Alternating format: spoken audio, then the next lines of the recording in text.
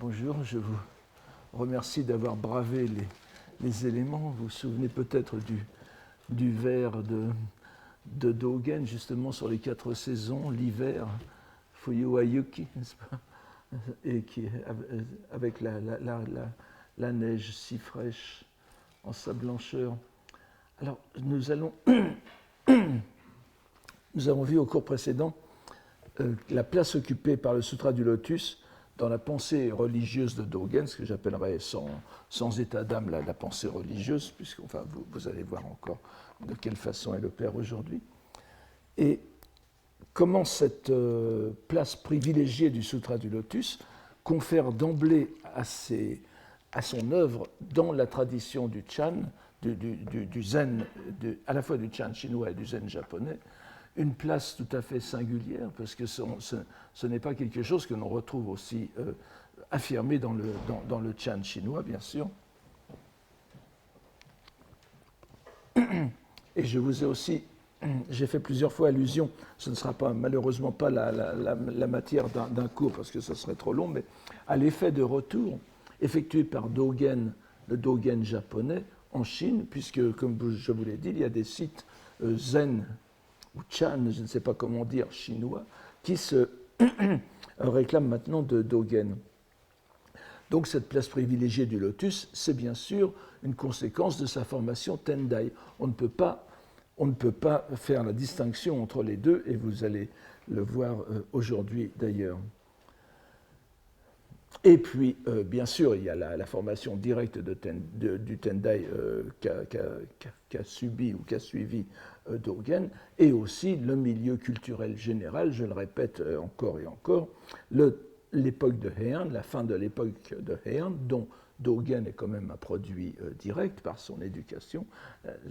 Toute la culture de Heian, c'est une culture que j'appellerais lotusienne, elle est centrée sur le Sutra du Lotus, qui est dans l'exégèse du Tendai, je l'ai souvent dit, je vous le répète, même les nobles, pas seulement les moines, mais les nobles lisaient les grands textes du Tendai, enfin souvent les moines étaient nobles d'ailleurs, et c'est une place pratiquement comparable à ce que la Bible a pu avoir, à la place que la Bible a pu avoir dans les sociétés anciennes en Europe et parfois encore maintenant. Et cette place centrale du lotus ne sera pas remise en question malgré l'essor du nouveau, ce que l'on appelait, enfin ce qu'on appelle un peu moins maintenant le nouveau bouddhisme de Kamakura, le Kamakura Shimbukyo, n'est-ce pas? Et il ne serait pas très difficile de regarder, de trouver tout au long de l'histoire japonaise la place que le Sutra du Lotus a occupée chez des moines qui n'étaient pas d'un courant lotusien quelconque, que ce soit le Tendai, le Nichirenshu ou même Hossoshu, où on peut dire que le Sutra du Lotus a aussi une place particulière. Donc, et comme je vous l'ai dit encore, les doctrines Tendai en général, la dogmatique Tendai, c'est l'armature intellectuelle du bouddhisme, c'est l'armature intellectuelle de la culture japonaise en général, de l'époque et après. Et si bien que pour les gens, même qui n'étaient pas du Tendai, lire le Sutra du Lotus, c'était le lire selon l'œil du Tendai. Nous en avons vu des exemples la dernière fois, à travers la lecture des 5 poèmes de Dogen, les 5 poèmes sur le lotus attribués à Dogen. Ce ne sont pas seulement des poèmes sur le lotus, ce sont des poèmes sur le lotus compris selon l'exégèse du Tendai. Donc, cette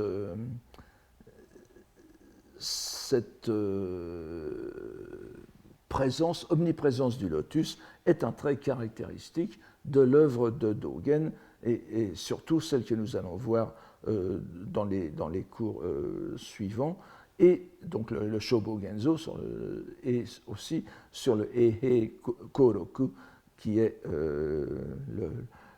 l'arrière-plan chinois du Shobogenzo.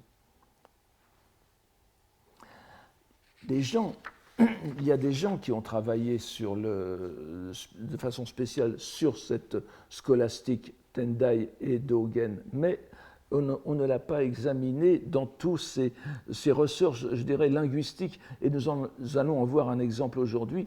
Je tiens à vous répéter cette idée d'une armature intellectuelle, une sorte de grille de lecture. Et ce qui fait que le mode même alors je ne sais pas s'il faut dire penser, parce que c'est le mode même de rhétorique de Dogen est modelé par le Tendai et le Lotus, même lorsque ce n'est plus, lorsqu'il s'en éloigne. Et c'est l'un des buts du cours d'aujourd'hui. Et certaines de ces envolées doctrinales ou religieuses qui nous semblent incompréhensibles, eh bien, partent du Sutra du Lotus. Alors, il faut bien sûr reconnaître que le style de Dogen est parmi les plus obscurs de la littérature japonaise, et singulièrement dans le Shobogenzo.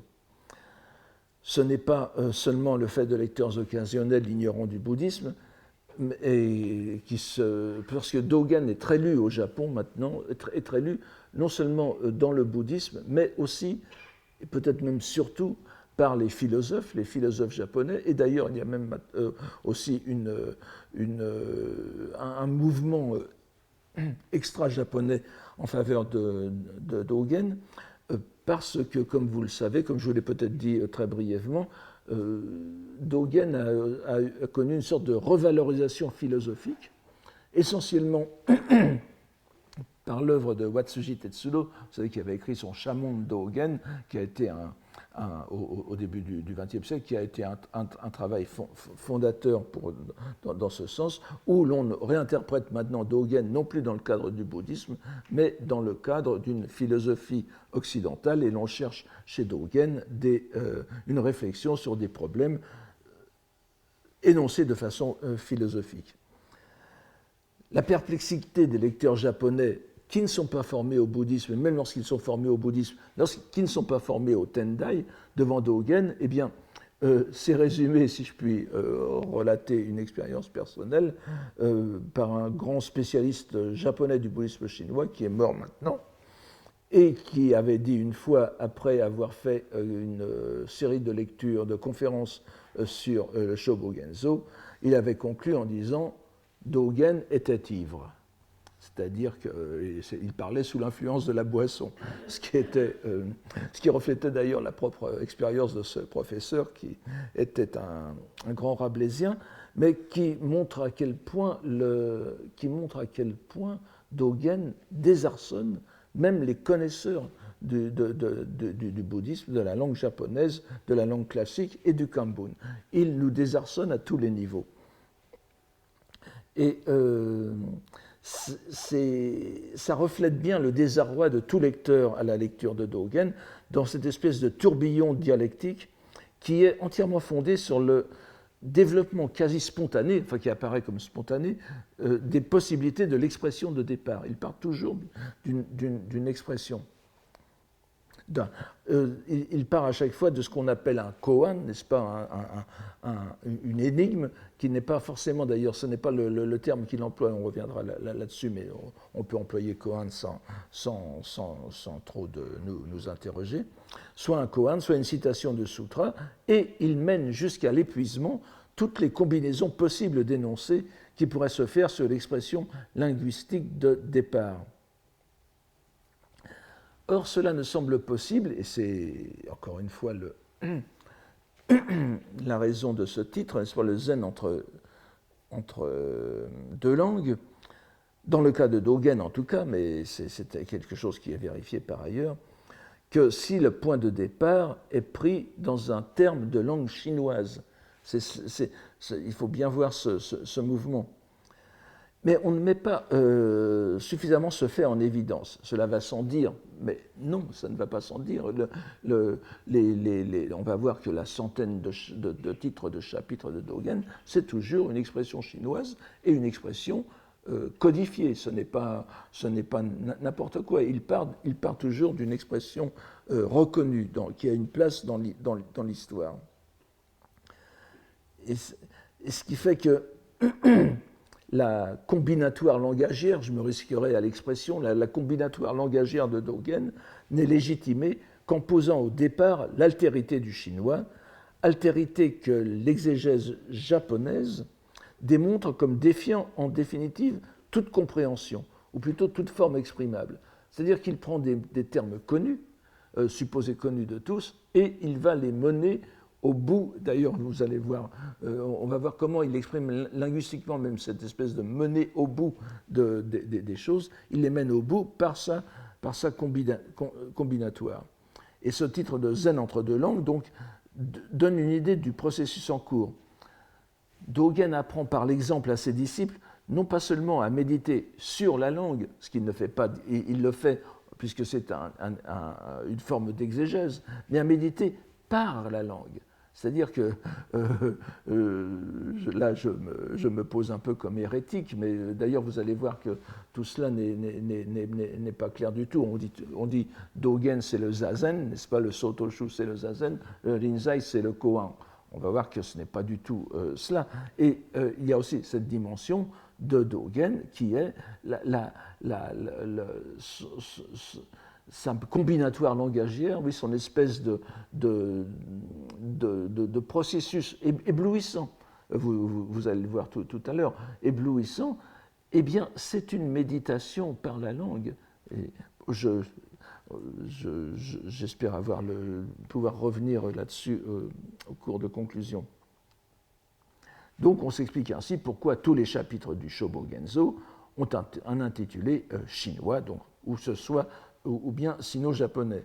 Ça peut être des expressions de 2, 3, 4 caractères, très rarement davantage, et ce sont des termes qui désignent le plus souvent des gi, n'est-ce pas, c'est-à-dire des dogmes, des doctrines reconnues, des doctrines bien déjà définies, parfois aussi des métaphores. Enfin, nous avons vu l'écho des vallées la dernière fois. Donc ce sont vraiment très littéralement des prétextes au développement dogenien, des prétextes chinois au développement dogenien qui se déroulent en japonais. Si on la ramène à cette relation sino-japonaise, une relation langagière sino-japonaise, la méthode de Dogen nous apparaît soudain plus familière, moins extravagante. Il faudrait en particulier l'examiner à la lumière de la riche tradition Tendai, de l'exégèse Tendai, et en particulier celle qui est fondée sur les 4 sens de l'écriture, que je vous donne ici. Ce qu'on appelle, il y a plusieurs appellations, je vous donne la plus répandue, Shishusaku, c'est-à-dire les 4 modes d'exégèse. Et il y a plusieurs types d'exégèse dans le Tendai, en 4, 5, 7 niveaux, n'est-ce pas? Et sans compter d'autres catégories exégétiques dont nous avons vu l'une d'elles en action l'an dernier avec JN, n'est-ce pas, qui était en 6 degrés. Bon, pour l'instant, je vous donne ceci parce que je vous ai donné la transcription de la 4e, le Kanjin Shaku, puisque c'est la plus importante. Ça nous mènerait trop loin de vous donner à chaque fois une explication, mais Innen Shaku, cette exégèse, donc une exégèse, c'est sur quelque chose, c'est sur un sutra, n'est-ce pas? Donc, ce sont des 4 sens du Sutra du Lotus que l'on peut discerner à travers ces 4 degrés de lecture qui vont du plus bas, du plus immédiat au plus haut. Le premier, évidemment, Innen Shaku, l'explication par les causes et conditions, qui veut dire aussi les relations historiques, les relations.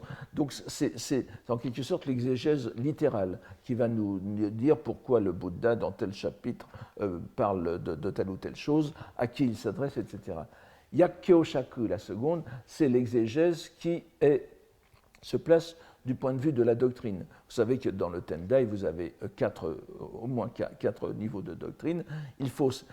Chaque passage est susceptible d'être commenté sur 4 niveaux selon 4 doctrines différentes, de la doctrine la plus élémentaire, qui est le petit véhicule, jusqu'à la doctrine parfaite, qui est celle du lotus. Même le sutra du lotus peut être commenté selon ces degrés. Le Honjakushaku, c'est, alors vous voyez un mot familier ici, n'est-ce pas? Vous vous souvenez du Honji Suijaku, vous avez les mêmes mots de Honji Suijaku. Cela n'a rien à voir, mais ça montre aussi à quel point le Honji Suijaku est quelque chose qui doit être compris dans le cadre du Tendai. Honjaku Shaku, c'est l'exégèse qui consiste à situer chaque passage que nous avons sous les yeux dans l'une des deux grandes parties du Sutra du Lotus, la partie dite fondamentale, foncière, et la partie vestigielle ou secondaire. Je ne reviens pas là-dessus, ce sont des choses un peu compliquées, mais celle qui m'intéresse, c'est la quatrième, le Kanjin Shaku, dont j'ai déjà parlé plusieurs fois lorsqu'il s'agissait de poésie bouddhique, vous vous souvenez certainement. Kanjin Shaku, c'est l'exégèse par la contemplation de la pensée. Ne traduisez pas par la pensée contemplante, c'est un mouvement très particulier, c'est la personne qui se livre à l'exégèse lit un passage du Sutra du Lotus et observe l'effet que fait ce passage sur sa propre pensée, c'est-à-dire ce que ça provoque en lui. Et bien évidemment, si ça joue un tel rôle dans mes cours précédents, c'est parce que c'est ce qui fonde la poésie bouddhique japonaise. La poésie bouddhique japonaise, dont j'ai déjà souvent parlé, part le plus souvent du Sutra du Lotus. Il suffit de voir les grandes anthologies médiévales. Le Sutra du Lotus fait au moins la moitié des thèmes, des thèmes poétiques, et le moine, par la poésie qui est lyrique au Japon, donc le moine exprime ce que lui fait le Sutra du Lotus, même lorsqu'il ne le dit pas en tant que tel. Et c'est la poésie bouddhique est en quelque sorte la manifestation, la concrétisation de ce quatrième degré d'exégèse qui semble le plus abstrait, mais qui est en réalité très concrètement réalisé au Japon. Et si bien que on peut se demander, à la lecture des sermons de Dogen, de Shobogenzo, où nous avons un peu la même chose, c'est-à-dire que on pourrait dire que le Shobogenzo est tellement peu compréhensible à première vue qu'on peut le considérer presque comme une forme de poésie. En tout cas, c'est une forme de rhétorique, je vous dis, de rhétorique combinatoire qui peut apparaître en effet comme une sorte ce n'est pas une déconstruction comme on a voulu le dire, c'est une élaboration sur un texte de départ. Et cette élaboration est à la fois dogmatique et créative. Et n'oubliez pas que dans ce concept d'esprit, de pensée, chez Dogen, comme partout dans le bouddhisme, mais singulièrement chez Dogen, vous allez le voir, joue un rôle prépondérant. C'est le siège de la nature de Bouddha, de l'éveil et du contact avec de l'identification avec le monde extérieur. Plutôt, il n'y a ni séparation ni identification. C'est vraiment une sorte d'intégration complète entre les deux dimensions. Et cela ne peut se comprendre que dans le cadre de cette exégèse de la contemplation de la pensée. Alors, par-delà cette exégèse de la pensée, on est aussi en droit de se demander quel est le but poursuivi par Dogen dans sa combinatoire langagière, où toute proposition se voit inlassablement remodelée et poursuivie jusque dans ses dernières implications. Alors, est-ce vraiment quelque chose d'aussi inouï dans la tradition bouddhique? Dogen était-il ivre ou bien se situait-il dans quelque chose d'autre? Et là, je voudrais, dans une tradition plus avérée, et je voudrais quand même ici mettre en relief quelque chose qui ne me semble pas suffisamment mis en relief par ailleurs, c'est que ce que fait Dogen, mutatis mutandis, avec beaucoup plus de richesse, richesse documentaire, je dirais, mais cette richesse est due à des causes historiques. On n'a pas toute l'œuvre de celui que je vous présente, enfin que je vous présente, vous le connaissez déjà, mais je vous le représente, si vous voulez, Nagarjuna, n'est-ce pas, le grand philosophe indien Nagarjuna, appelé en japonais Ryuju Bosatsu, le Bodhisattva Nagarjuna, dont on ne sait pas trop quand. J'ai mis 2e, 3e siècle, enfin 3e, 4e siècle. Il a pu vivre n'importe quand entre 200 et 350, enfin lorsqu'on a les premières manifestations en chinois de son œuvre. Mais il est bien sûr l'auteur du Daichi Doron, n'est-ce pas, traduit en français par Étienne Lamotte sous le titre de Traité de la grande vertu de sagesse, c'est-à-dire une espèce d'immense encyclopédie qui a servi, c'est l'un des 3 ou 4 grands textes indiens qui ont servi d'encyclopédie vraiment du bouddhisme extrême oriental, où tous les moines allaient puiser leur science de l'Inde, des mœurs de l'Inde, du bouddhisme en général, des différentes écoles indiennes, etc. Bon, ça ne nous intéresse pas, enfin, ça ne nous intéresse pas pour l'immédiat. Et il est aussi l'auteur du Churon, n'est-ce pas, les Madhyamaka Karika, qu'on appelle aussi le Madhyamaka Shastra, c'est-à-dire le traité du milieu, qui a eu un succès, qui a eu un rôle très important dans le bouddhisme japonais. Vous savez que c'est l'un des traités du Sanronshu, c'est-à-dire l'école des 3 traités du début de l'époque de Nara. Donc Nagarjuna Ryuju et son disciple Aryadeva, n'est-ce pas, Daiba, eh bien, sont les instigateurs de cette école du Madhyamika, du milieu, des tenants du milieu, Chukan, alors Chukan, Chudo, etc. Et vous allez voir tout à l'heure Chugen, n'est-ce pas? C'est-à-dire le milieu entre les opinions extrêmes. Mais alors on pourrait dire, ce n'est pas une sorte de Beyrouth du bouddhisme, n'est-ce pas? Ce milieu entre les opinions extrêmes veut dire qu'on se refuse à poser, à affirmer et à nier aussi les opinions extrêmes. C'est-à-dire qu'on essaye de sortir de la dialectique, opposante des termes. Vous allez le voir en œuvre justement chez Dogen. Et cette dialectique a un but, c'est alors il ne faut pas nier justement, mais c'est de sortir de l'illusion selon laquelle il y aurait un jisho, un svabhava, une nature propre. Ça, c'est chez Nagarjuna. C'est une sorte Nagarjuna détruit toute proposition, qu'elle soit affirmative, négative, ou les deux, ou l'un des deux, ou les deux ensemble, ou au-delà des deux. Il détruit toute proposition, et son arme de destruction massive, je dirais, c'est ce qu'on appelle le tétralème, n'est-ce pas, le shiku, on peut appeler shiku, bien shiku fumetsu, le chatushkoti, c'est-à-dire le sortir des 4 possibilités d'expression de toute proposition. Je n'entre pas dans les détails, vous le verrez concrétisé chez Dogen.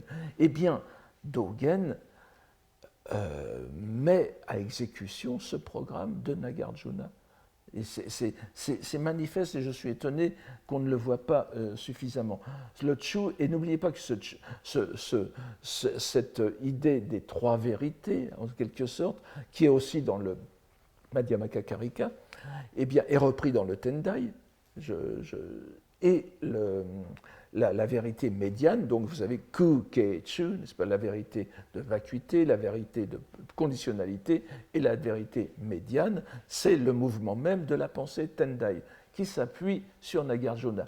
Et nous le savons bien, puisque, je ne pense pas vous en avoir parlé, oui, nous le savons bien, vous savez que le Tendai, comme le Zen, etc., pose d'abord sa lignée pour se légitimer.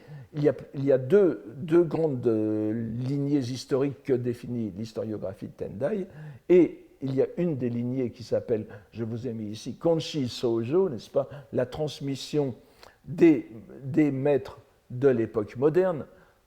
qui veut dire à la fois des maîtres de l'époque moderne et de notre école, ne l'oubliez pas, c'est la lignée courte qui prend donc, elle consiste en 4 noms. Les 3 derniers noms, c'est Huiwen, Huise et Jui, c'est-à-dire Emon, Eshi et Chigi, c'est-à-dire les 3 patriarches du Tendai, les 3 premiers patriarches du Tendai. Et le premier nom de cette lignée courte, c'est Nagarjuna. C'est-à-dire que le Tendai se reconnaît comme maître fondateur Nagarjuna lui-même. Dogen est élevé dans le Tendai, il a appris comme tout le monde cette lignée dès qu'il est entré à l'école Tendai, que l'influence de Nagarjuna soit derrière lui me semble certain. Et quand on voit que Nagarjuna, donc la méthode de Nagarjuna, c'est de démontrer le caractère impensable de toute tentative d'exprimer une nature propre, eh bien, nous sommes vraiment chez Dogen. Mais enfin, vous verrez qu'il y a une différence fondamentale, c'est que dans le Zen, Dogen est à la fois nagarjunien par sa méthode, mais il est aussi extrême oriental, je dirais, c'est-à-dire dans le bouddhisme sino-japonais, où le jisso, ce que nous allons voir tout à l'heure, l'aspect réel des entités, implique une nature propre. Mais je laisse ça pour l'instant de côté.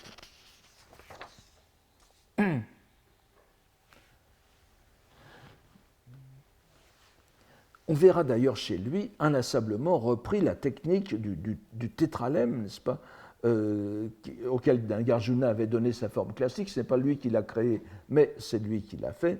Et il est évident, dès qu'on lit Dogen, que le tétralème est utilisé, mais il n'en fait pas un usage exclusif. On a plutôt l'impression qu'il utilise le mouvement même du tétralème, donc de ce raisonnement en quatre stades, en dehors de son cadre logique, pour n'en garder que l'intention ultime qui est le refus de tout énoncé. Ce refus se déploie en japonais sous un thème en langue chinoise. Et la langue japonaise est l'instrument du dépassement de la possibilité d'énonciation du chinois. C'est très important et nous reviendrons après la lecture de ces pages. Alors, avant d'aborder le sermon qui doit nous occuper pendant ces 2 cours, il faut présenter en quelques mots très brefs, parce que là aussi c'est problématique, l'œuvre d'où il provient. Comme vous le voyez, je n'ai pas fait d'introduction générale à l'œuvre de Dogen parce que l'histoire est très compliquée. Je n'avance qu'au coup par coup pour vous donner juste le strict nécessaire pour comprendre ce que nous faisons. Nous avons annoncé d'entrée de jeu que l'enquête de cette année se limiterait aux 2 œuvres majeures de Dogen, le Shobogenzo d'un côté et le Eihei Koroku de l'autre. La première, le Shobogenzo, est en japonais, la seconde, le Eihei Koroku, est en style chinois, sino-japonais. Ils n'ont pas du tout le même statut dans l'école Soto et même dans la connaissance de Dogen en général. C'est d'ailleurs ce qui les rend très intéressant de mettre en parallèle les 2. Alors évidemment, Dogen, le Shobogenzo est en chinois, mais est en japonais, mais comme je vous l'ai déjà dit, c'est du japonais qui est à trois couches en quelque sorte. Vous avez du japonais, vous avez du chinois classique et vous avez du chinois moderne pour l'époque, le chinois zen, le chinois des Song que Dogen utilise comme une sorte de nouvelle langue sacrée en quelque sorte.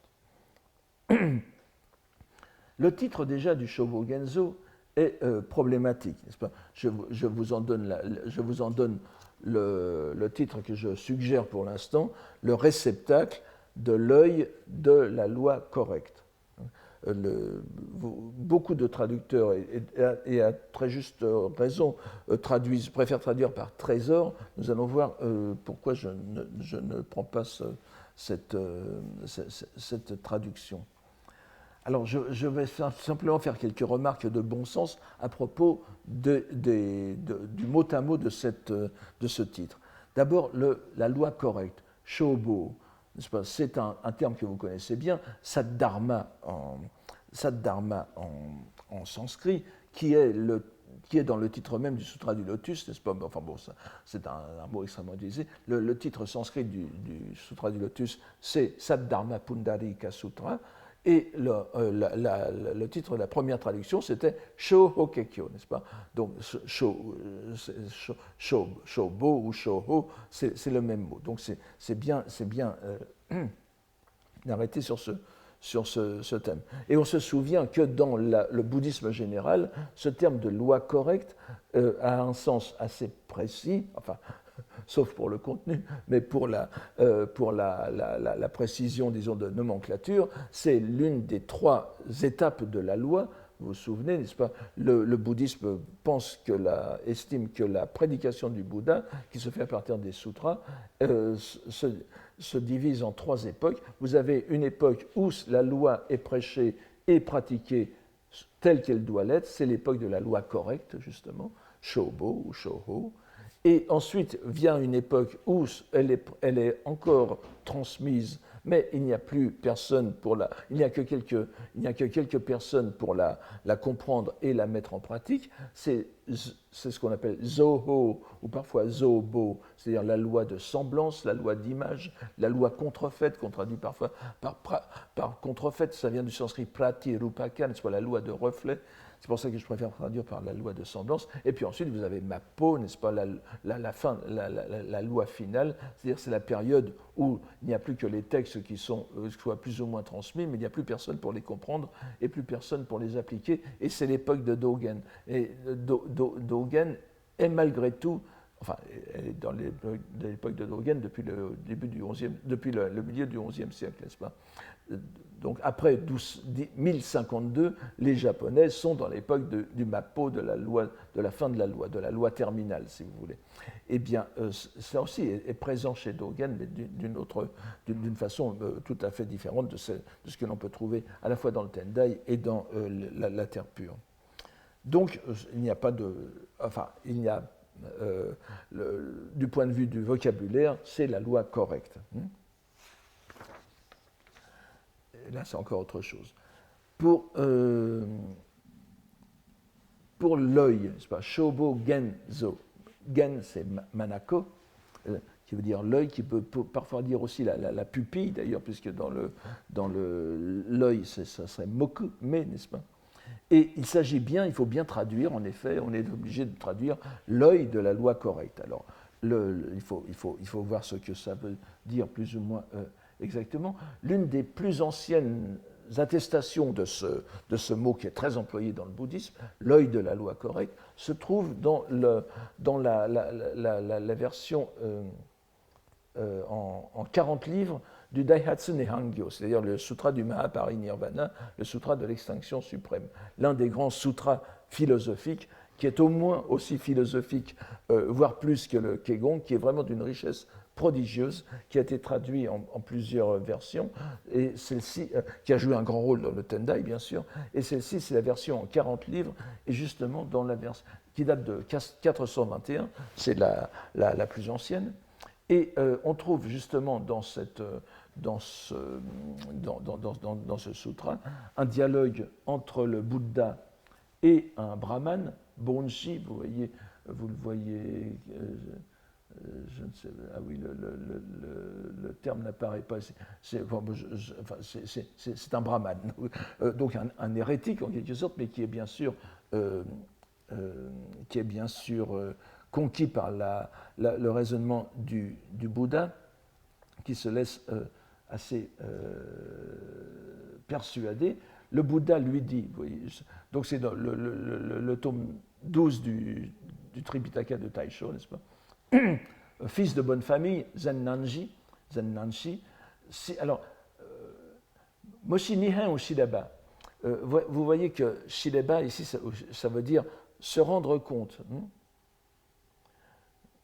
Alors, Moshi Nihen, il faut lire, Moshi Nihen Chugen no Muge o Shireba, Kore Konoshito Sunawachi Yoku Bonno Go o Danzu, ou Danzen.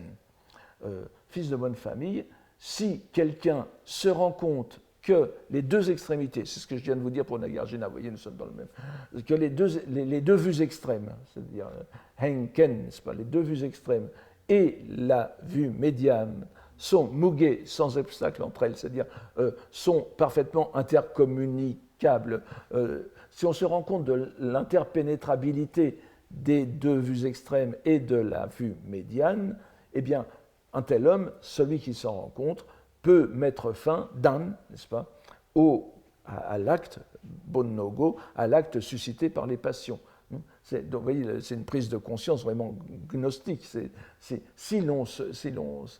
Et vous voyez que chi ne veut pas dire savoir ici, mais bien se rendre compte, n'est-ce pas?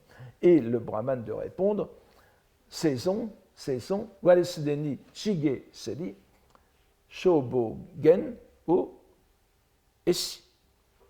Shobo gen ou shobo no manako eshi. Bhagavat, n'est-ce pas, bienheureux, c'est-à-dire vénéré du monde, je m'en suis déjà rendu compte et je l'ai compris, j'ai obtenu l'œil de la vraie loi. Et c'est-à-dire, j'ai bien compris le sens essentiel de la loi. Vous voyez ce que. Ici, c'est tout à fait clair. Bon, je vous passe la suite. Comme vous le voyez, ça nous mène tout de suite à une avalanche de termes bouddhiques fondamentaux qui ne nous permettraient pas de. Je préfère ne pas passer dessus. En tout cas, nous restons sur le sens parfaitement clair de l'expression et le fait qu'elle n'est pas spécialement liée au Chan, au Zen, n'est-ce pas, et qu'elle était même, puisque ça date de 421, c'est même avant l'arrivée de Bodhidharma en Chine, que l'on situe au début du VIe siècle. Le quatrième terme de l'exposé, Zo, n'est-ce pas, que vous voyez ici. Excusez-moi, bon, vous allez voir, celui que je vous ai mis ici, c'est avec la clé de la chair, c'est-à-dire au sens d'organe. Celui dont je vous parle, c'est celui qui est à la fin de la première ligne, Zo, sans clé de la chair. Là aussi, le sens est peut-être moins précis, mais on peut malgré tout le cerner en le traduisant par réceptacle. Réceptacle. Si on peut effectivement traduire Zo par trésor, c'est dans le composé qui est Hozo, Takara no Kura, qui voudrait dire l'entrepôt des matières précieuses, l'entrepôt des trésors. À ce moment-là, oui, Zo peut être l'abrégé de Hozo, c'est-à-dire qu'on pourrait le traduire par trésor. Mais le plus souvent, lorsqu'il n'a pas le déterminant de Takara, eh bien, ça veut dire magasin, dépôt, entrepôt. Alors pour la grammaire chinoise, c'est ce qu'on appelle un déverbal, c'est-à-dire le caractère chinois zo peut se dire en chinois de toute façon, tsang ou zhang. Tsang, c'est un sens verbal, ça veut dire cacher, faire entrer, dissimuler, engranger, etc. Et zhang, c'est le lieu avec lequel on fait cette action, c'est-à-dire on engrange dans une grange. Donc, zhang, comme en fonction nominale, veut bien dire là où l'on cache, on entrepose ce qui contient. Et on sait aussi que ce terme tout seul joue précisément le rôle d'englobant tout ce qui est, on pourrait presque le traduire par le conteneur, si ça n'évoquait de grands navires sur l'océan. Et en plus, il faut voir qu'il y a une dimension sémantique cachée, qui est celle que je vous indique en premier, c'est que Zo, même lorsqu'il était écrit sans la clé de la chair, a parfois le même sens, c'est-à-dire le sens d'organe, n'est-ce pas? Parce que les organes sont creux dans la médecine chinoise. Et vous vous souvenez qu'il a, dans des termes comme Nyoraizo, par exemple, littéralement, alors ça peut vouloir dire l'embryon d'un-ci venu, l'embryon de Tathagata, n'est-ce pas, l'embryon d'un-ci venu, ou bien la matrice d'un-ci venu. Et souvent, on se querelle sur le sens exact, et en plus, avec la vogue du féminisme actuel, on veut à tout prix que Zo veuille dire matrice et pas embryon. C'est dans les deux sens. Et ce qui est très intéressant, c'est que dans les deux sens, il faut le prendre au sens de contenant et pas de contenu. C'est-à-dire que si on le considère comme matrice, c'est ce qui contient l'embryon, et si on le considère comme embryon, c'est ce qui contient la nature de Bouddha, la possibilité de devenir Bouddha. Donc c'est toujours le sens de... Si bien que réceptacle me semble une bonne traduction. Donc le composé de 4 caractères signifie, selon la lecture la plus directe, le réceptacle contenant l'œil, ou comme nous dirions la pupille, c'est-à-dire la partie essentielle de la loi correcte des Bouddhas. Dans le Chan et dans le Zen, donc, cette formule a un sens assez différent de celui qu'il a dans le bouddhisme plus général, et dont nous venons de voir un exemple dans le Sutra du Nirvana. Pour en trouver une bonne illustration, je vous invite à revenir à notre texte de référence. Si je vous l'ai dit, je reviens pas. Il est très pratique et puisqu'il est au carrefour de plusieurs traditions que je n'ai pas à expliciter, mais qui nous donne vraiment le common knowledge, on dirait en anglais, la connaissance générale nécessaire à la compréhension. Et donc, dans le Denko Roku, n'est-ce pas, la transmission de la lampe de Keizan, vous vous souvenez, c'est celui qui a fait, quelques dizaines d'années après la mort de Dogen, une sorte de résumé de l'école dans son Denko Roku, où il donne 52 plus celle du Bouddha, donc 53 notices sur ce qu'il considère comme les patriarches, les ancêtres de l'école Soto en Chine, en Inde, en Chine et au Japon. Et le premier patriarche, c'est Mahakashyapa, celui qu'on voit ici, Kasho, n'est-ce pas, le premier, et qui est dans cette fameuse histoire, n'est-ce pas, où le Bouddha, prêchant la loi, brandit une fleur. Alors, Nenzu, Hana ou Nenzu, n'est-ce pas, Nenge. On ne sait pas ce qu'il fait à la fleur. Parce que ce nen veut dire aussi triturer, tripatouiller. Est-ce qu'il la tient toute seule ou est-ce qu'il la triture? Il y a une petite ambiguïté du chinois. Pour l'instant, donc, disons qu'il brandit la fleur et on pourrait traduire les termes qui suivent, n'est-ce pas, Hagam Bishosu, ou Kao Yabolite Bishosu, c'est-à-dire Kashyapa se fend d'un sourire, fend son visage d'un sourire, et le Bouddha dit alors je suis en possession du Shobo Genzo, alors ce n'est pas le livre ici, donc je suis en possession du réceptacle de l'œil de la loi correcte, et autre expression synonyme, il le dit dans la foulée, n'est-ce pas, Neham Myoshin, je suis en possession du réceptacle de la voie correcte, de l'esprit subtil du nirvana que je transmets à Mahakashyapa. Vous voyez qu'est considéré comme synonyme de Shobo Genzo ici, Neham Myoshin, c'est-à-dire un composé. Et si l'on se fie à la langue chinoise, qui est une langue qui cultive le parallélisme, Myoshin est dans la même position, et donc dans la même position sémantique que Genzo.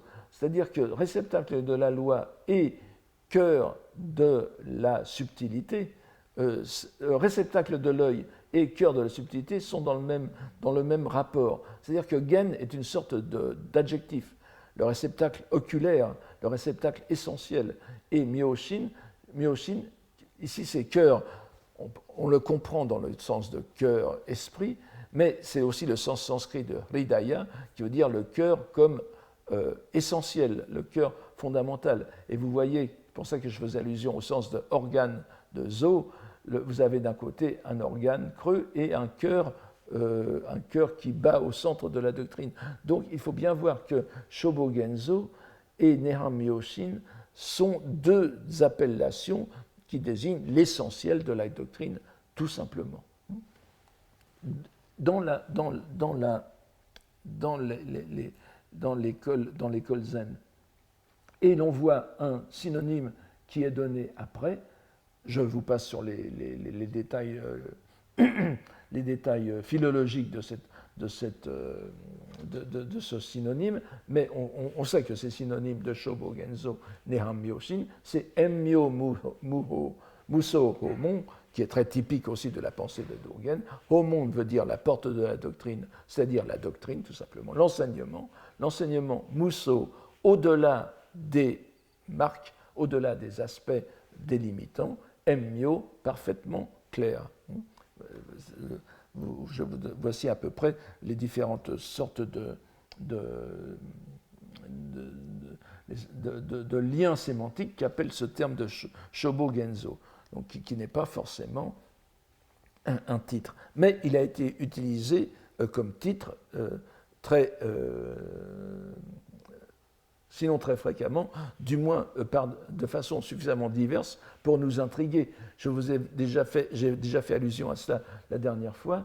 La première occurrence de Shobogenzo comme titre de livre, c'est ce moine chinois que l'on prononce en chinois Dahui Zonggao, Dae Soko, 1089-1163, pratiquement un siècle avant Dogen.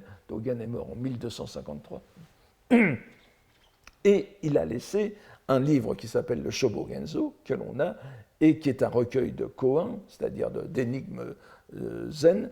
Et ce qui est très intéressant, je vous l'ai déjà dit rapidement, Zonggao, Soko, est un ennemi déclaré. Il fait partie de la branche Linji, c'est-à-dire l'Inzai du zen, et c'est un ennemi déclaré de la branche Soto, c'est-à-dire de la branche dont se réclame Dogen.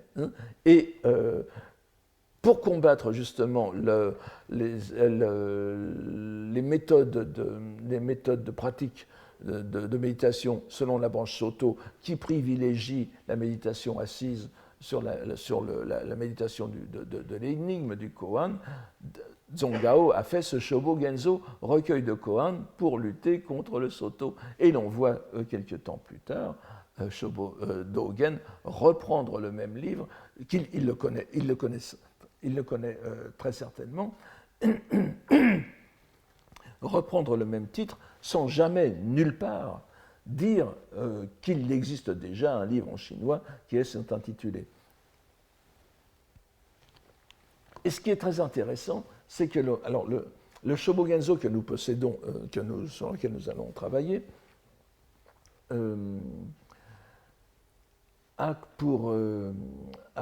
on appelle souvent, on l'appelle soit Shobogenzo tout court, soit Kana Shobogenzo, le Shobogenzo en kana. Nous allons voir qu'il y a des kanas, bien sûr, mais il y a aussi beaucoup de caractères chinois. Mais disons, ça veut dire le Shobogenzo en japonais.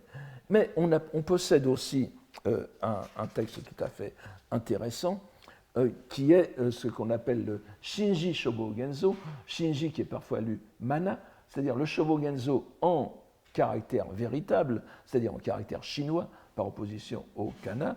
Et c'est un texte de Dogen qui a longtemps été ignoré. C'est-à-dire on a souvent pensé que c'était un faux. Mais ce n'est vraiment qu'à partir du XXe siècle que son caractère authentique a été démontré de façon irréfutable. Et c'est un texte entièrement en chinois, comme le sens l'indique, et c'est ce qui est très intéressant, et ce qui a bouleversé vraiment une bonne partie des idées que l'on avait sur Dogen, c'est que c'est un recueil de koans. C'est-à-dire qu'il y a 301 énigmes que Dogen n'appelle pas koan, il les appelle kosoku ici. Vous vous souvenez que dans le Denkoroku, ces koans sont aussi appelés honsoku, n'est-ce pas? C'est un mot, c'est un synonyme de koan, à vrai dire. Littéralement, les principes anciens. Vous savez que koan désigne les cas judiciaires, les cas à juger.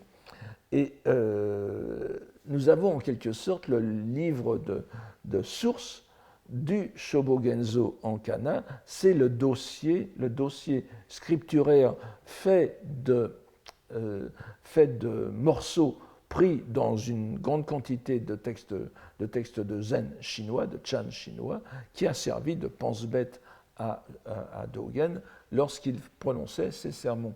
Déjà, ici, vous avez encore un lien entre une espèce de va-et-vient entre chinois et japonais.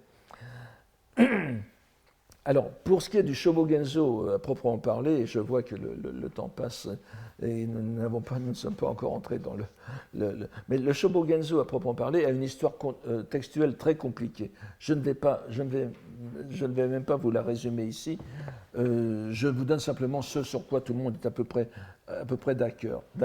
Alors, on est d'accord sur le fait qu'il s'agit d'un recueil de sermons, des sermons prononcés par Dogen de 1231 à l'année de sa mort, ou un peu avant sa mort, en 1253. Donc une vingtaine d'années, des sermons prononcés la plupart du temps dans son monastère du Heiji. Bon, ça, tout le monde est d'accord là-dessus. Là où l'on est moins d'accord, c'est de voir combien il y a de sermons, quelle est la part que Dogen lui-même a joué dans la mise en forme de ces sermons. Et là, alors, je vous donne simplement un consensus. Jusqu'à il y a quelques années, la Vulgate, si vous voulez, le texte le plus répandu, c'était la version en 95 livres. C'est celle d'ailleurs qui a servi à la grande traduction anglaise qui est dans la English Tripitaka Series de la Nihon Dendo Kyokai que vous pouvez obtenir gratuitement sur l'Internet, me semble-t-il.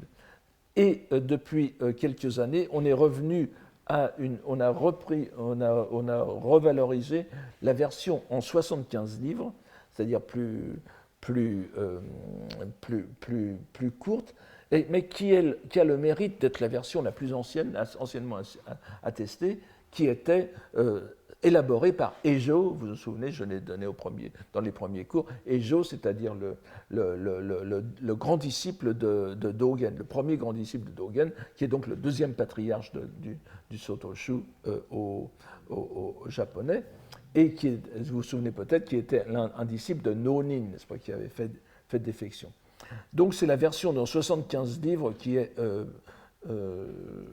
la plus importante pour nous, puisqu'elle représente quand même la tradition, la tradition de l'école Soto. Et nous avons aussi une version en 12 livres, alors ce n'est pas une version compacte, mais c'est une version coupée en quelque sorte, puisqu'on est à peu près sûr que c'est la version. Ces 12 sermons ont été révisés et publiés, révisés, rédigés par Dogen lui-même. Alors ça, c'est très important. Malheureusement, ils ne font pas tout à fait double emploi avec les autres.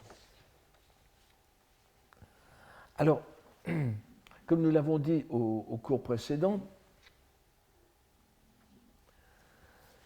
nous allons commencer cette plongée dans la pensée discursive de Dogen, cette combinatoire dialectique, par le chapitre 43 de l'édition en 75 livres, qui s'appelle justement Shoho Jisso, terme que vous avez à la première ligne.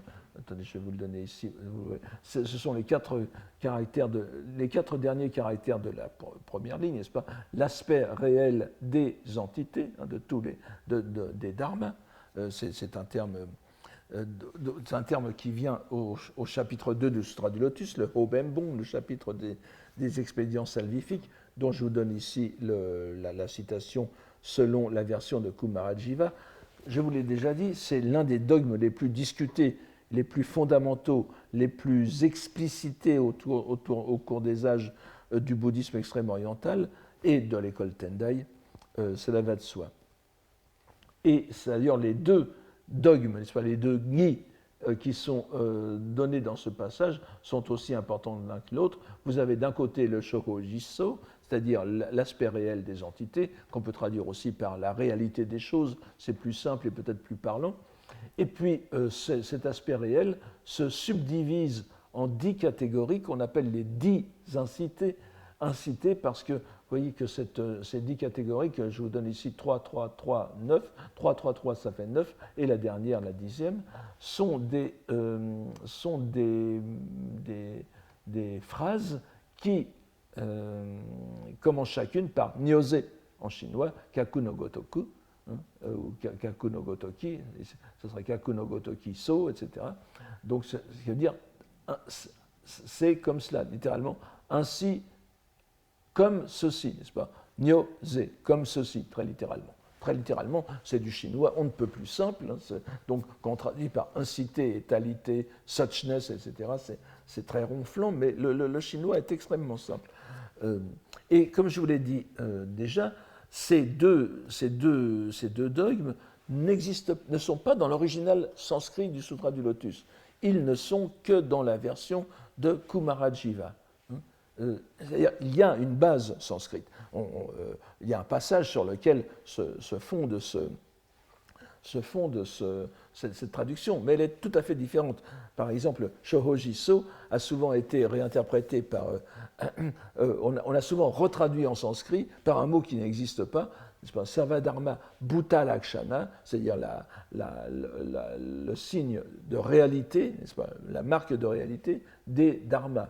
Mais c'est un terme qui n'existe pas en sanskrit. Et le seul terme sanskrit qui apparaît dans ce passage qui pourrait être considéré comme la traduction, comme l'original de Shōhōjisō, c'est justement Svabhava, la nature propre, dont je vous ai dit tout à l'heure que c'était la chose qui était niée par Nagarjuna. Là, vous voyez que les choses sont assez compliquées. Je n'aurai pas le temps de démontrer, mais de m'appesantir là-dessus, mais j'ai tenté de démontrer, je crois avec de très bonnes raisons, qui n'ont pas encore reçu l'adhésion du monde savant en général, mais c'est peut-être parce que les gens n'en ont jamais entendu parler. J'ai démontré que cette traduction surprenante, vraiment, du Sutra du Lotus, doit être comprise comme un remaniement par Kumarajiva et son atelier de la traduction antérieure. La traduction de Kumarajiva date de 406. En 286, 120 ans auparavant, Dharmaraksha avait déjà publié une première traduction en chinois, avec déjà une traduction très peu compréhensible de ce passage, et je crois avoir pu démontrer que la version de Dharmaraksha ne doit pas se lire à partir du sanskrit, mais à partir d'un remaniement, d'une relecture de la version de Dharmaraksha. Ce qui fait que, pour beaucoup de croyants, de soutien, de partisans du Sutra du Lotus en Extrême-Orient, eh bien la version chinoise est en quelque sorte plus réelle, plus authentique que la version sanscrite. On arrive à ce paradoxe assez extraordinaire à cause de ce passage. Alors, ce passage, je vous le donne, vous pouvez le lire vous-même, n'est-ce pas? Je ne vais pas vous le relire, mais ce qui est intéressant, c'est que vous avez 10 catégories qui permettent, et 10 catégories qui montrent l'aspect réel des entités tels qu'ils apparaissent au Bouddha, aux éveillés. Je traduis Bouddha par... Oui, on m'a posé la question, je traduis Bouddha par éveillé, non pas parce que ça veut dire éveillé en sanskrit, vous savez que ça ne veut pas dire éveillé, ça veut dire plutôt qui a compris en sanskrit, mais c'est traduit en chinois par Kaksha Tjöja, c'est-à-dire l'éveillé. Donc, et comme je suis sinocentrique dans mes traductions, puisque les moines chinois et japonais ne connaissaient pas le sanskrit, ils partaient du chinois, il faut que nous fassions comme eux si nous voulons les comprendre, n'est-ce pas? Et alors donc, nous voyons donc qu'en bon escolier du Tendai, Dogen commence l'un de ses principaux sermons par une référence à ce sutra. Et d'ailleurs, c'est assez paradoxal, parce que je ne vous donne pas l'ensemble. Le titre est bien Shōhōjisō, comme je vous l'ai dit, le titre c'est le problème, en quelque sorte. Le titre est la question disputée, mais après, Dogen ne part pas sur la traduction du sutra, il va sur la citation du sutra. On s'attendrait que ça commence comme ça, mais il prend ses lecteurs, enfin ses auditeurs d'abord et ses lecteurs ensuite, à contre-pied, en imposant d'emblée quelques principes de lecture qu'il va suivre et qu'il va prolonger bien au-delà de la lettre du texte scripturaire.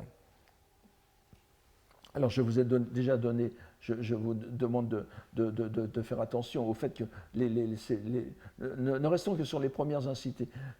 L'incité d'aspect, n'est-ce pas, Nyoseso, l'incité de nature, l'incité de substance. Ensuite, vous voyez, ce sont trois incités atomiques, si j'ose dire, c'est-à-dire qu'elles ne sont pas reliées les unes aux autres. Et ensuite, vous avez des couples. Vous revenez ici. Vous avez des couples. Vous avez les incités. Oui, les incités de puissance et d'effet, les incités de cause et de condition, les incités de fruit et de rétribution. Donc vous voyez, Riki Saku Innen Ka-ho. Et puis vous avez la dernière incité qui est l'incité de égalité parachevée du début à la fin, qui regroupe l'ensemble des incités. Alors voilà à peu près ce que dit le Sutra du Lotus. Alors, voyons tout de suite le début de Dogen. Busso no genjo wa kujin, alors on peut dire kujin ou gujin no jiso nari. Certaines personnes dans le zen disent Gujin. Et moi, je dirais Kujin, n'est-ce pas? Busso no Genjo wa Kujin no Jisso Nari. Alors, il faudrait passer des heures sur chaque mot, mais la réalisation présentielle, que je peux traduire aussi par l'actualisation des Bouddhas et patriarches. Ce qui peut dire aussi Bouddha patriarche. Les patriarches en tant que Bouddha ou les patriarches, que sont les Bouddhas? Ces trois sens se retrouvent chez Dogen. Ici, il est impossible de savoir desquels il s'agit. Donc, on pourrait dire des Bouddhas patriarches. Donc, l'actualisation des Bouddhas patriarches est l'aspect réel scruté jusqu'à son terme. Si vous revenez ici vous voyez que Gujin, Shoho, Jisso, ce sont les dernières lignes du Sutra du Lotus. Je vous ai dit que le texte chinois en chinois veut dire « Seul un éveillé peut, avec un autre éveillé, scruter jusqu'au bout, jusqu'à son terme, l'aspect réel des entités. » Mais déjà, notre ami Dogen se livre d'emblée à une autre interprétation du texte. L'actualisation, c'est-à-dire la réalisation des Bouddhas patriarches, est l'aspect réel, la réalité menée à son terme. Il fait déjà un détournement de sens. Alors, Genjo n'est pas le lotusien, hein, je ne reviens pas dessus, et il faut savoir que le Genjo apparaît dans un terme très important chez Dogen, qui est Genjo Koan. Je ne m'étends pas dessus pour l'instant. Sachez simplement que chez certains commentateurs, le Genjo Koan, que je pourrais traduire par le mystère de l'actualisation, si vous voulez. Le Koan, c'est l'énigme, là je vais traduire l'énigme de l'actualisation. Oui, pourquoi pas, ça serait une très bonne traduction. Est parfois considéré comme un synonyme de Shoho Jisso, justement. Alors vous voyez qu'on joue en réalité sur des décalages de termes. Mais nous voyons déjà le coup d'audace de Dogen. Alors que dans le Lotus, l'aspect réel n'est que l'objet de la connaissance des Bouddhas. Les Bouddhas ont une connaissance de l'aspect réel des entités, parce qu'ils voient par leur sagesse ce que sont vraiment les entités. C'est-à-dire que les entités ne sont pas spécialement quelque chose en tant que telles. Eux les voient, eux voient ce qu'il est. Donc ce n'est que l'objet de connaissance des Bouddhas dont ils ont la compréhension par leur sagesse suprême. Pour Dogen, cet aspect réel est le point d'aboutissement de leur pratique. C'est proprement inverser la lettre du sutra. Et il continue de plus belle en triturant le chinois originel grâce à la liberté que lui confère la lecture explicative japonaise, le kundoku. Il va se livrer à plein au kundoku. Et il donne ici l'aspect réel est les entités. Jissowa shoho nari. L'aspect réel est les entités. C'est encore ici une inversion surprenante. Rien n'empêche de lire shoho jisso en shoho wa jisso nari. C'est d'ailleurs, et n'oubliez pas, c'est-à-dire l'inverse. Shoho wa jisso nari, les entités sont l'aspect réel, sont la manifestation provisoire, phénoménale, de quelque chose qui est derrière et qui est réel. C'est le mouvement même de Jien. Vous vous souvenez de ce poème que j'adore et qui est presque le point de départ de cette enquête, n'est-ce pas? Le poème que Jien a fait sur le terme même de Shoho Jisso, Tsunokuni no Naniwa no Koto mo Makoto to wa Tayori no Kado no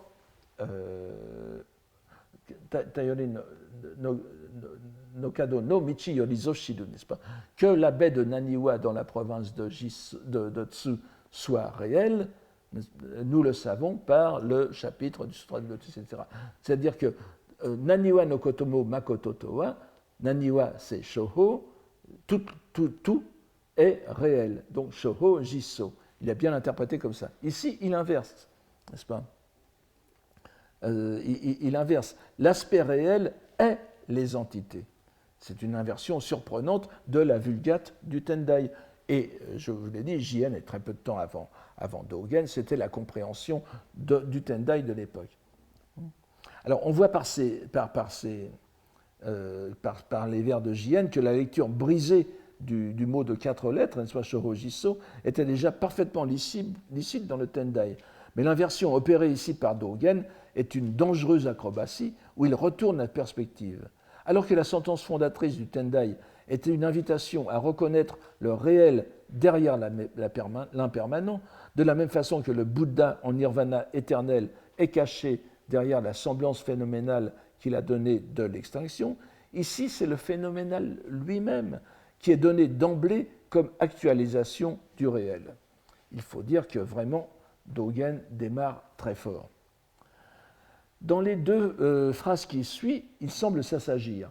Les entités sont le réel, Shohowa Nyose So Nari, Nyose Sho Nari. Les entités sont de tel aspect, elles sont de telle nature. Ça, c'est la première constatation. Apparemment, il suit la lettre du sutra. Apparemment seulement, car si la lettre est bien suivie, le sens ne l'est pas du tout. Ici, il n'est pas tout seul d'ailleurs, il ne fait que suivre la tradition Tendai. Le sutra est pourtant très clair. Les Bouddhas, donc vous voyez, Dogen reste quand même Tendai. Dans le sutra tel quel, sans l'exégèse Tendai, les Bouddhas ont connaissance des dharmas. Il est d'ailleurs plus probable qu'en sanskrit, même le dharma ici ne veuille pas dire entité, mais les méthodes ou les pratiques, les enseignements. C'est-à-dire qu'il leur confère, les Bouddhas, leur statut exact, qui n'est bien sûr pas forcément réel, et ce serait même le contraire. Mais je vous ferai grâce des développements scolastiques, mais ils sont formels. Les nyose évoluent en fonction des 4 doctrines. Ça ne veut pas dire forcément tels qu'ils sont en réalité. Ils ne désignent donc pas la réalité telle qu'elle est, ou plutôt ce sens ne vient que dans la 4e doctrine, la doctrine parfaite. Mais Dogen suit le Tendai ici, c'est-à-dire pas le Sutra du Lotus, mais l'exégèse Tendai, dans son maximalisme, en choisissant de prendre le sens le plus haut. Il y a donc, sous couvert de littéralisme, une sorte de tendaïsme qui est plus inconscient que délibéré.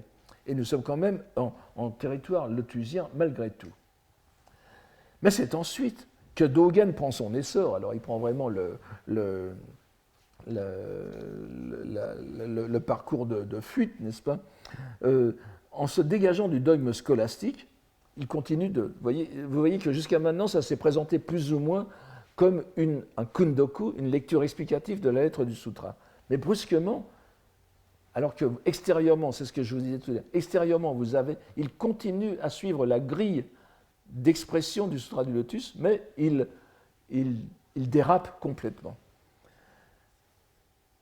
Alors, il n'utilise plus le terme nyose que comme instrument de sa rhétorique herméneutique. Tel est le corps, nyose shin nari, nyose shin nari, n'est-ce pas? Bon, on peut pas distinguer en japonais, on pourrait peut-être dire nyose jin nari et nyose shin nari. Tel est le corps, tel est l'esprit. Cette fois, nous ne sommes plus dans les Junyose du Tendai, mais nous n'avons aucune peine à reconnaître la marotte de Dogen, si on veut bien me passer l'expression. C'est le binôme corps-esprit, Shin-Jin, que nous avons vu dans l'expression, dans le koan fondateur de l'éveil de Dogen, Shin-Jin Datsuraku, la chute, n'est-ce pas, la chute du corps et de l'esprit. Donc, dans la suite du texte, il met aussi ces deux catégories comme prédicat de l'aspect réel, qui est aussi les entités.